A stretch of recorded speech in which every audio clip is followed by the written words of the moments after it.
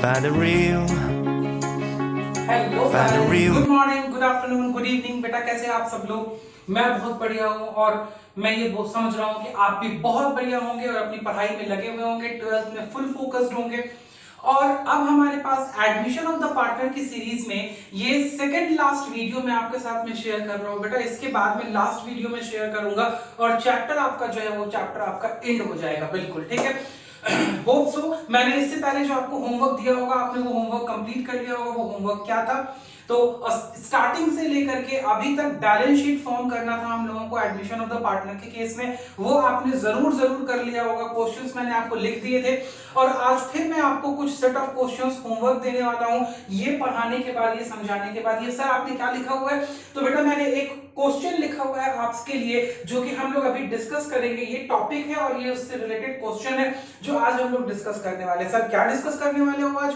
तो बेटा आज हम लोग डिस्कस करने वाले हैं कि जब एडमिशन ऑफ द पार्टनर होता है और न्यू पार्टनर हमारे बिजनेस में आता है, पार्टनरशिप फॉर्म में आता है, तो न्यू पार्टनर के पार्टनरशिप फॉर्म में आने के बाद क्या क्या चेंजेस होते हैं और हमारे ओल्ड पार्टनर्स को अगर अपना पार्टनरशिप फर्म में जो कैपिटल का बैलेंस है वो न्यू पार्टनर के कैपिटल के बैलेंस के अकॉर्डिंगली जब रेशियो में एडजस्ट करना होता है और कौन से रेशियो में? न्यू रेशियो में एडजस्ट करना होता है, तो सर उसमें हमारे बुक्स पर क्या क्या इफेक्ट पड़ता है, ठीक है। मैं इस पे आपसे आज चर्चा करूंगा और ये लिख के रख लीजिए आप लोग, ठीक है। Please keep it your mind, please right it in your diary और जहां पे भी आप अपनी स्ट्रेटेजीज और मंत्र लिख रहे हैं अपने बोर्ड में अच्छे मार्क्स लेके आने का, this question will be printed in your question paper. ये ऐसे क्वेश्चन आपके क्वेश्चन पेपर में प्रिंटेड रहेंगे भाई साहब, ठीक है। मतलब adjustment of capital is the portion which will be asked in your paper in 8 marks question, ठीक है। जो फुल फ्लेजेड आपका एडमिशन से क्वेश्चन पूछा जाएगा उस क्वेश्चन में आपको एडजस्टमेंट ऑफ कैपिटल दिया जाएगा, ठीक है। एडजस्टमेंट ऑफ कैपिटल का दो केस है। यहां पे जो मैं केस डिस्कस कर रहा हूं मैं वो लिख देता हूं आपके साथ में। ये केस नंबर 1 में डिस्कस कर रहा हूं और लास्ट वीडियो में जो मैं डिस्कस करूंगा, जो एडमिशन सीरीज की लास्ट वीडियो होगी उसमें जो मैं केस डिस्कस करूंगा वो बेटा केस नंबर 2 होगा। और इस तरीके से दोनों केस आपके डिस्कस होंगे। आइदर केस नंबर 1 और case number 2 will be asked in your examination paper for how many marks? For 8 marks, ठीक है। आपके लिए ये क्वेश्चन पूछा जाएगा तो ऐसे क्वेश्चंस को समझना और ऐसे क्वेश्चंस बना पाना बहुत जरूरी है। और आपका जो प्राइम टाइम होगा इस क्वेश्चन को सॉल्व करने का, जब आप सब कुछ बिल्कुल अच्छे तरीके से समझ चुके होंगे, अच्छे तरीके से प्रैक्टिस कर चुके होंगे, then that would be 17 to 18 minutes. वो 17 से 18 मिनट का टाइम होगा आपका, ठीक है, इस चीज को सॉल्व करने के लिए। तो आइए हम लोग देखते हैं इस चीज को। आप पहले इस क्वेश्चन को नोट कीजिए and then we are going to discuss the solution, कैसे हम लोग इसमें सॉल्व करेंगे।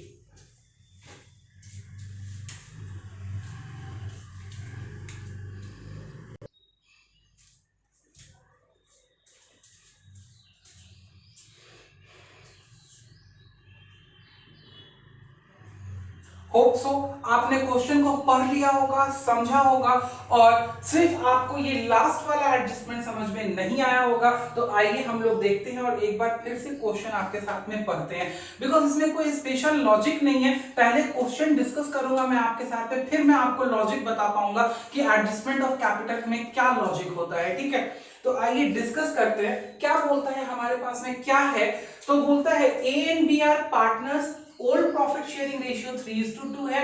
their balance sheet as on 31st March 2019 has been provided to you। ये old balance sheet है, ये adjustments हैं और ये क्या क्या चीजें आपको प्रिपेयर करनी है इसके बारे में नेसेसरी डिटेल्स है, ठीक है। आइए ए का कैपिटल और बी का कैपिटल आपको दिया हुआ है, as capital and B's capital. Workman compensation reserve tick कर लीजिए। वर्कमैन कंपनसेशन रिजर्व से निश्चित ही आपको एडजस्टमेंट होगा, एडजस्टमेंट नहीं होगा तो आपको इसको क्या कर देना होगा, ओल्ड पार्टनर्स के बीच में ओल्ड रेशियो में डिस्ट्रीब्यूट करके कैपिटल अकाउंट में दिखा देना होगा, पहली बात। दूसरा, इन्वेस्टमेंट फ्लक्चुएशन रिजर्व।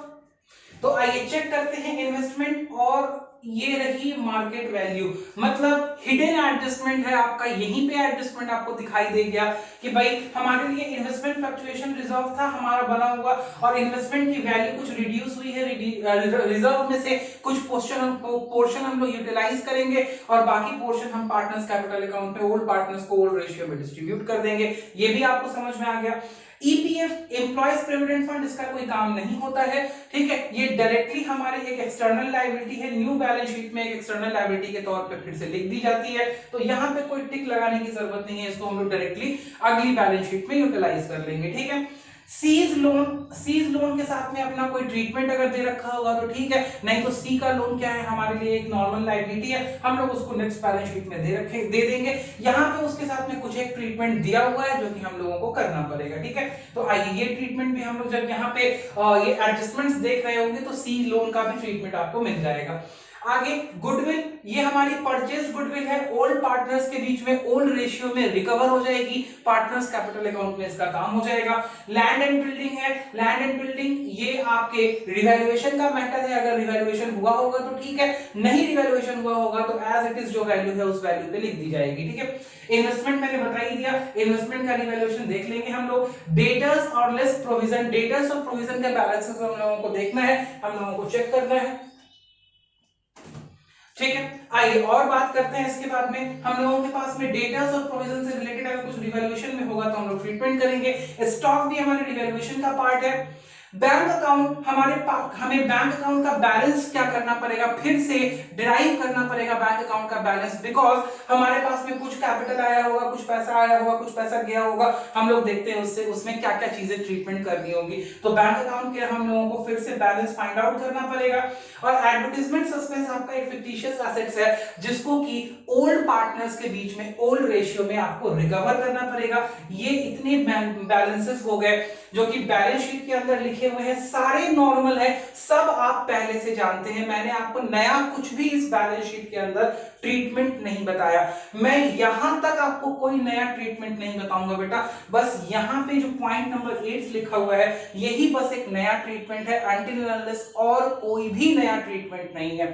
आइए बोलता है 1 अप्रैल 2019 को C is admitted as a partner, C को हमने पार्टनर एडमिट किया, C's loan is to be converted into capital, C के लोन को कैपिटल में कन्वर्ट किया जाएगा, जी बिल्कुल कर देंगे। सी का लोन जब कैपिटल में कन्वर्ट किया जाएगा एंट्री क्या हो जाएगी, सीज लोन अकाउंट डेबिट, में एंट्री लिखता चल रहा हूं, आप भी एंट्री समझते और लिखते चलिए, C's loan account debit to C's capital account, मतलब जब सी का कैपिटल अकाउंट बनाइएगा तो बाय बैंक या बाय कैश मत लिख दीजिएगा, आप लिखिएगा by C's loan account, C के लोन को ही हमने कैपिटल में कन्वर्ट कर दिया, ये भी एंट्री पहला पॉइंट हो गया डिस्कस, दूसरा पॉइंट हो गया डिस्कस, ठीक है।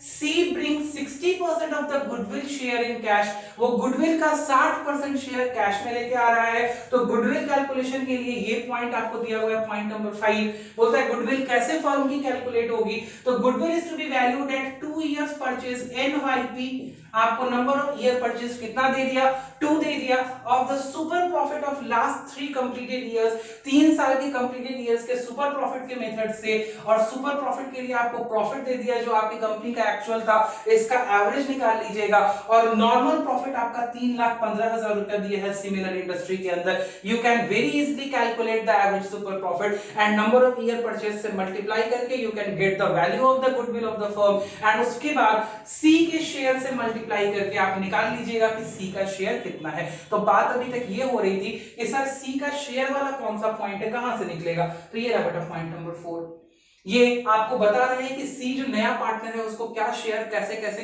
किनसे मिला है, तो बोलता है ए सैक्रिफाइसेस 1/3 ऑफ हिज शेयर, ए ने अपने शेयर का 1/3 सैक्रिफाइस किया, तो ए कितना सैक्रिफाइस करेगा, ए का शेयर कितना है, ए का शेयर है 3/5, ठीक है जी, 3/5 का ए ने कितना सैक्रिफाइस किया, तो 3/5 का सैक्रिफाइस किया उसने 1/3, इसका मतलब ए ने कितना सैक्रिफाइस किया, 1/5 सैक्रिफाइस किया, ठीक है। And B sacrifices 1/10 from his share, और बी ने सीधे कितना सैक्रिफाइस किया, 1/10, तो सी को क्या मिल गया, तो सी को मिला 1/5 शेयर ए से मिला और 1/10 शेयर बी से मिला, दोनों को जोड़ दीजिए, यही सी का शेयर हो जाएगा। होप सो इतना तो आप कर पाएंगे, इसमें कहीं से आपको कोई प्रॉब्लम नहीं सर, हमें कोई प्रॉब्लम इसमें नहीं आएगी, हम बचपन से ये काम कर रहे हैं, हम बहुत पहले से ये चीज सीख चुके हैं इस चीज को करना, ठीक है। चलिए अब कुछ रिवैल्यूएशन के आइटम्स हैं, बोलता है land and building are under valued by 25,000, land and building 25,000 से अंडर वैल्यूड है, आप इसको इसकी वैल्यू को बढ़ाइए, क्या एंट्री हो जाएगी, land and building account debit to revaluation, मतलब रिवैल्यूएशन अकाउंट की क्रेडिट साइड में चला जाएगा। Stock was over valued by rupees 35,000, stock over value है, क्या एंट्री हो जाएगी, revaluation account debit to stock account 35,000 से, मतलब रिवैल्यूएशन अकाउंट के डेबिट साइड में स्टॉक लिख देंगे टू स्टॉक, कितना amount 35,000। Provision for bad debt is to be made equal to 5% of the debtors, आइए चेक करते हैं, डेटर्स कितने के हैं 50,000 के, 50,000 का 5% तो 2500 रुपीस बनता है, ऑलरेडी हमारे पास 5,000 का प्रोविजन बना पड़ा है, तो हम प्रोविजन को कैंसिल करेंगे, प्रोविजन को कैंसिल करेंगे तो क्या एंट्री हो जाएगी, provision for bad and doubtful debts account debit to revaluation account, मतलब ये रिवैल्यूएशन में आपका एक प्रॉफिट हो जाएगा, ठीक है। तो ये रिवैल्यूएशन का प्रॉफिट इंडिकेट करता है, ये रिवैल्यूएशन में लॉस इंडिकेट करता है, ये रिवैल्यूएशन का प्रॉफिट इंडिकेट करता है 2500 रुपीस का। आगे बात करते हैं, claim on account of workman compensation is rupees 5,000, ठीक है भाई, कोई दिक्कत नहीं है, ये रिवैल्यूएशन का पार्ट नहीं है, इसको यहां से एडजस्ट कीजिए। आपके पास वर्कमैन कंपनसेशन रिजर्व 10,000 रुपए का था, 10,000 रुपए में से 5,000 का क्लेम आया, तो यहाँ पे प्रोविजन में आप 5,000 रुपया ट्रांसफर कीजिएगा, प्रोविजन फॉर वर्कमैन कंपनसेशन में 5,000 ट्रांसफर कीजिएगा, और बचा हुआ जो यहाँ पे 5,000 रुपया है, 10,000 में से 5,000 प्रोविजन में ट्रांसफर कीजिएगा, और बाकी बचा हुआ 5,000 रुपया पार्टनर्स कैपिटल अकाउंट में आप ओल्ड रेशियो में पार्टनर्स के बीच में डिस्ट्रीब्यूट कर दीजिएगा। Hope so everything is getting clear, कहीं भी आपको कोई कंफ्यूजन नहीं आ रहा होगा। आगे and unrecorded accrued income of rupees 5,000 is to be recorded, ठीक है, ये आपके रिवैल्यूएशन का प्रॉफिट है, रिवैल्यूएशन का प्रॉफिट है, ठीक है, तो ये इसमें एंट्री क्या हो जाएगी, accrued income account debit to revaluation, ठीक है, accrued income account debit to revaluation इसकी एंट्री हो जाएगी, ये कर दीजिए। और अगला है bad debt recovered to the extent of rupees 20,000, this is also a profit of revaluation, entry हो जाएगी कैश या bank account debit to revaluation, या आप ये भी कर सकते हैं bad debt recovered account debit to revaluation, ठीक है। कितने रुपए का ये अमाउंट है, ये 20,000 रुपीस का अमाउंट है जो कि आपको बैड डेट की रिकवरी हुई है, तो रिवैल्यूएशन का प्रॉफिट है। यहां तक पूरा क्वेश्चन एज इट इज कैसे है, जैसा अभी तक आप क्वेश्चन बनाते हुए आए हैं, और यहां तक मुझे नहीं लगता है कि किसी बच्चे को कोई डाउट होगा।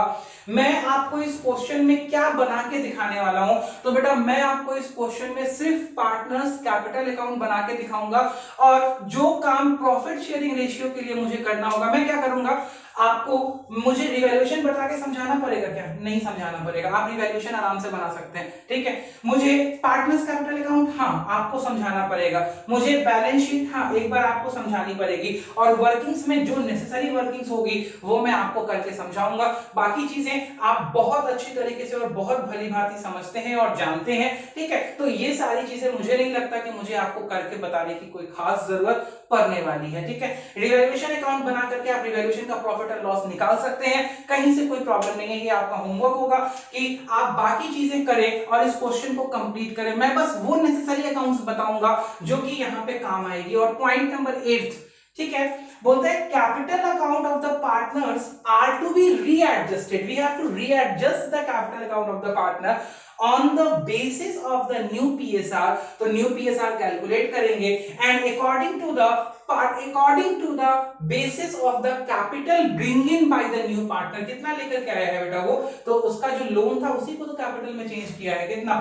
1.5 लाख रुपया, तो इसके बेसिस पे हम total capital of the new firm निकालेंगे, और उसको फिर हम लोग न्यू प्रॉफिट शेयरिंग रेशियो में बांट करके देखेंगे कि हर पार्टनर का कैपिटल कितना होना चाहिए, और फिर एडजस्टमेंट में जैसे हम लोग करते थे, जैसे आपने चेंज इन PSR में किया था कि पहले हम लोग न्यू शेयर निकालेंगे, न्यू शेयर निकालने के बाद हर पार्टनर का एडजस्टेड कैपिटल निकालेंगे और एडजस्टेड कैपिटल निकालने के बाद दोनों को मैच करके देखेंगे कि क्या पार्टनर के पास पैसा ज्यादा है या कम है। अगर ज्यादा है तो वो पार्टनर पैसा निकाल के ले जाएगा और अगर कम होगा तो वो पार्टनर पैसा लेकर के आएगा। ठीक है, तो इस तरीके से करके आपको इसको कैलकुलेट करना है। यहाँ पे न्यू पीएसआर निकाल के नहीं दिया हुआ है तो मैं न्यू पीएसआर निकालूंगा यहाँ पे। ठीक है, और बाकी गुडविल वुडविल का सारा ट्रीटमेंट करना कराना सब आपका काम है। एवरीथिंग यू नो, आपको सब पता है। ठीक है, कैसे इसको करना है। मैं पार्टनर्स कैपिटल अकाउंट यहाँ पे आपको बना करके और एडजस्टमेंट करके दिखाऊंगा कि एडजस्टेड कैपिटल का बैलेंस कैसे निकलेगा और उसको कैसे पुट ऑन करते हैं। ठीक है, तो मैं बैकग्राउंड वर्किंग में वो सारी चीजें ले लूंगा जो मुझे अपने पास लेनी है और मैं ये एक्सपेक्ट करके चलूंगा कि आपको बाकी चीजें point number 1 two point number 7 में कोई प्रॉब्लम नहीं है, जो कि मैंने डिस्कशन में आपसे डिस्कस कर दिया है। Now I am going to do the calculation and now coming to you to discuss what the other things are required over here. ठीक है, तो आप इन चीजों को एक बार अपने पास में रिवॉल्व कीजिए अपने माइंड में, जब तक मैं तुरंत आपको इसके सॉल्यूशंस के साथ में मिलता हूं। ठीक है, चलिए।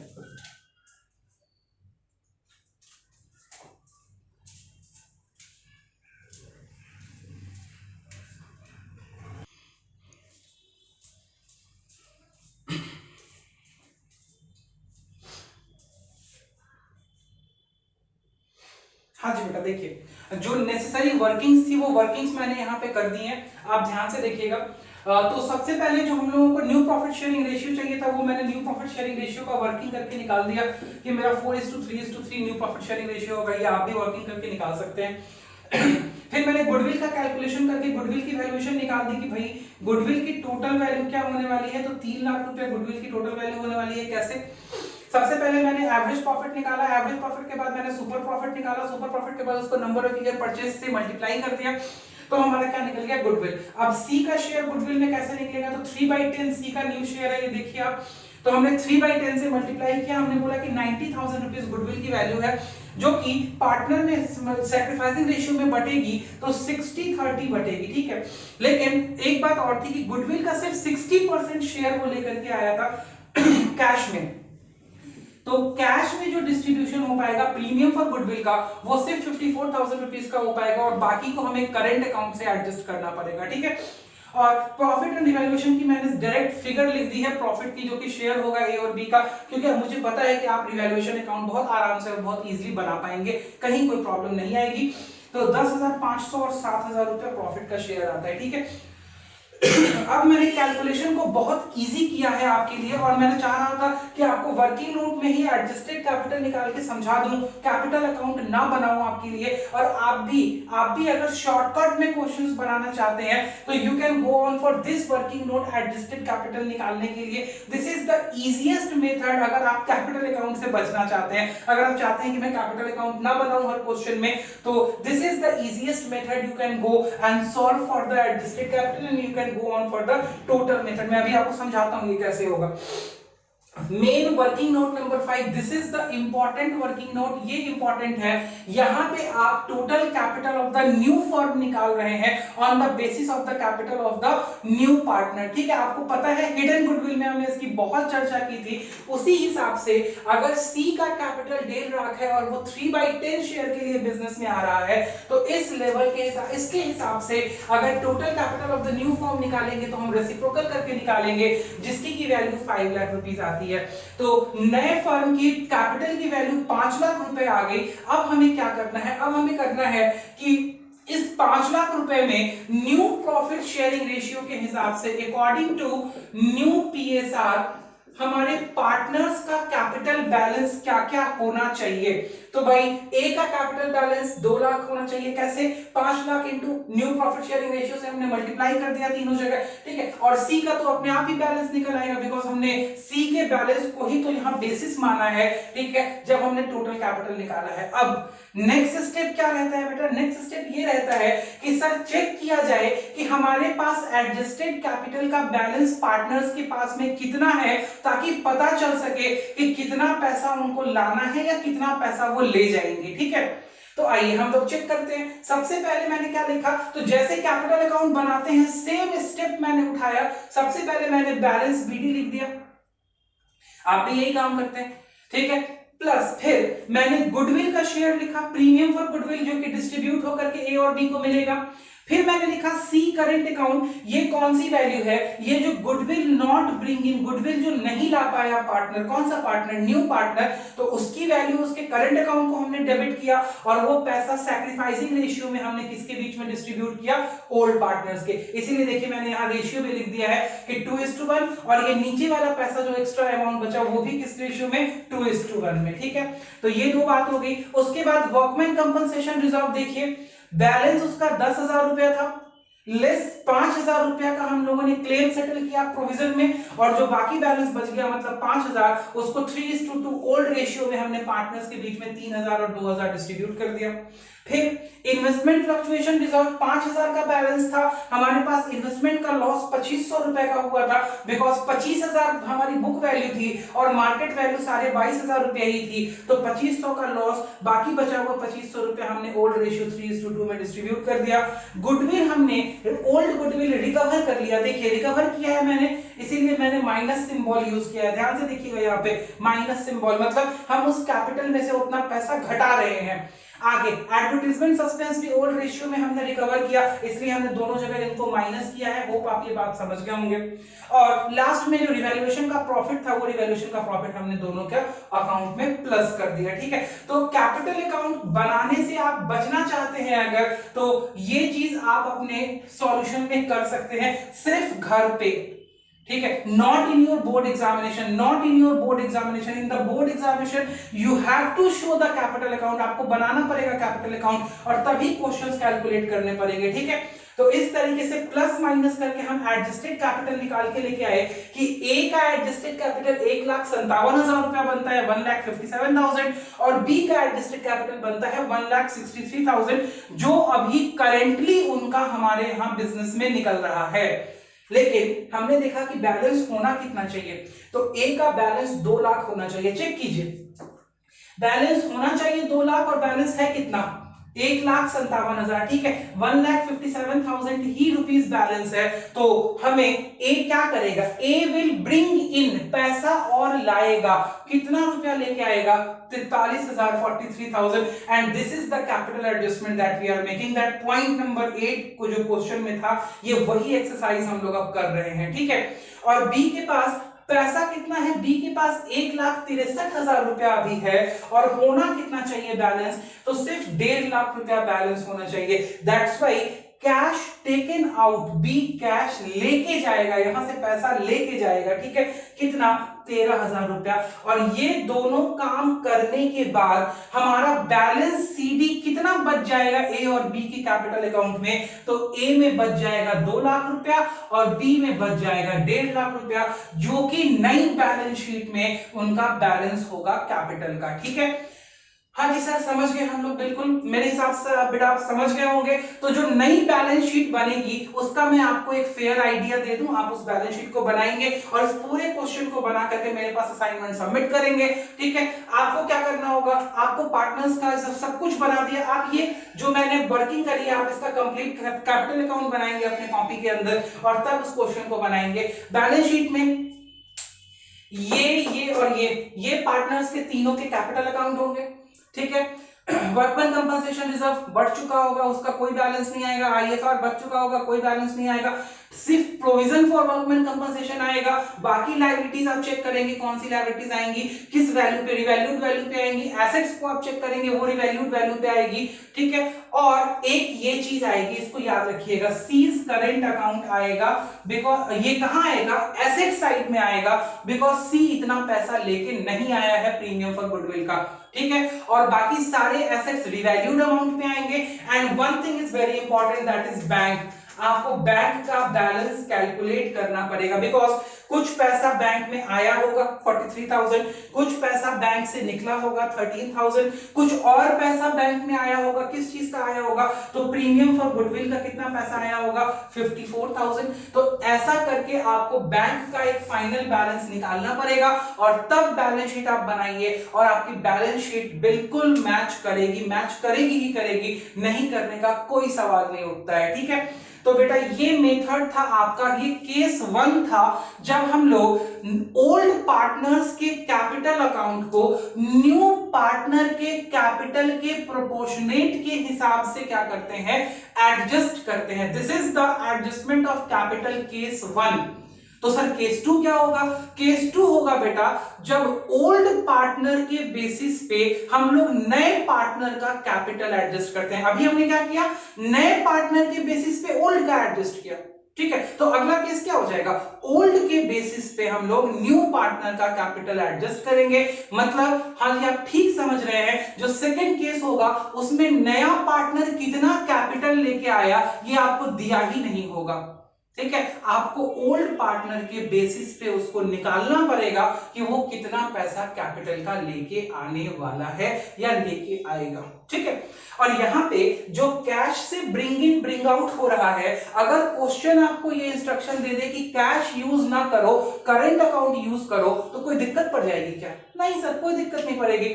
अगर कैश ब्रिंग इन की जगह करंट अकाउंट को डेबिट कर दीजिएगा और कैश ब्रिंग आउट की जगह करंट अकाउंट को क्रेडिट कर दीजिएगा। ब्रिंग इन मतलब पैसा पार्टनर लेके आएगा, तो अगर पैसा नहीं लेके आएगा तो करंट अकाउंट डेबिट हो जाएगा, वो पार्टनर फर्म के लिए डेटर बन जाएगा। और पैसा अगर लेके जाना है, वो नहीं लेके गया, करंट अकाउंट यूज करेंगे, तो करंट अकाउंट फर्म को उस पार्टनर को पैसा देना है, तो करंट अकाउंट उस बार कहां आ जाएगा, क्रेडिट साइड में आ जाएगा। होप सो आप इस बात को समझ गए होंगे, आपको कहीं कोई प्रॉब्लम नहीं होगी। अगर आप ये सारी चीजें समझ गए हैं तो आप कितने क्वेश्चंस सॉल्व कर सकते हैं, आइए मैं ये आपको लिख देता हूं कि आप कितने क्वेश्चंस सॉल्व कर सकते हैं, ठीक है। एक बार आप इस स्क्रीन का स्क्रीनशॉट ले लीजिए ताकि आपके क्वेश्चंस आपके पास में आ जाए। प्लीज आप एक बार स्क्रीनशॉट ले लीजिए, क्योंकि मैं रब करके क्वेश्चंस आप कितने सॉल्व कर सकते हैं रेफरेंस बुक से वो लिखने वाला हूं। जी आइए, आप कितने क्वेश्चन सॉल्व कर सकते हैं मैं यहां आपको लिख देता हूं। That's your homework. जी, तो अगर बेटा आप डीके गोयल बना रहे हैं, अगर आप डीके गोयल बना रहे हैं, illustration number 82 to 92 and question number 82 to 90, and अगर आप टीएस गरेवाल बना रहे हैं तो illustration number 55 to 60 and question number 86 to 91, ठीक है। ये आपका होमवर्क हो गया, ठीक है। इतने क्वेश्चंस बेटा आप आराम से सॉल्व कर सकते हैं, जिसमें कि हम लोगों ने क्या यूटिलाइज किया है, ठीक है, new capital for the calculation and the adjustment of old capital. Hope so आपको यहां तक ये बातें समझ में आई होंगी, ठीक है। नेक्स्ट वीडियो में केस 2 डिस्कस करेंगे और चैप्टर को रैप आउट करेंगे, चैप्टर को खत्म करेंगे और तुरंत हम लोग रिटायरमेंट और डेथ वाले चैप्टर की तरफ बढ़ेंगे। तो waiting for you to complete the homework. जैसे ही आप होमवर्क कंप्लीट करेंगे हम लोग नेक्स्ट वीडियो अपलोड करेंगे। Till the next video comes, stay tuned, stay at your home, be safe and most importantly please share my videos with your friends and to whom you want that it is needful to them, and please like, share and subscribe our YouTube channel, that is the Basics Classes Private Limited। and जब तक next video आती है आप stay tuned रहें, हमारे साथ में पढ़ते रहें और हमारे साथ में आगे बढ़ते रहें। चलिए तब तक के लिए बाय बाय।